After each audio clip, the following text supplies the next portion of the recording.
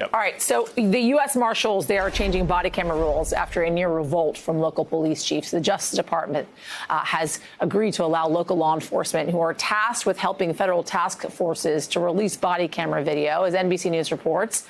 This move to give local police more control over this footage is a major policy shift, especially in a moment when critics are calling for greater transparency from police. Want to bring in national law enforcement reporter for NBC News Investigation, Simone Weichselbaum, joining us now. Simone, great to see you this morning. Thanks for joining us on this. Want to start with this rule first, this rule change first. What were local police pushing back against here? They simply just wanted to own body camera footage. So what does that mean? If there is a local cop assigned on a federal task force chasing down someone wanted on a local or federal crime, and that cop shoots that person, right up until this policy change, the feds own that footage. So what the police chiefs want is the right to release that footage to the public, which is a big win for transparency.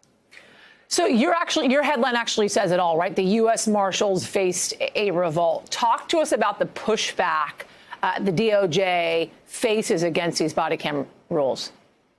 So this pushback has been going on for years. First, the fight was, hey, we want to wear body cameras. And then the Trump administration last October allowed that. But there was a twist with that reform. Although they allowed task force officers, and those are those local cops on those task forces, to wear the devices, the feds still own the right to release that footage after a shooting. So then there was even more pushback.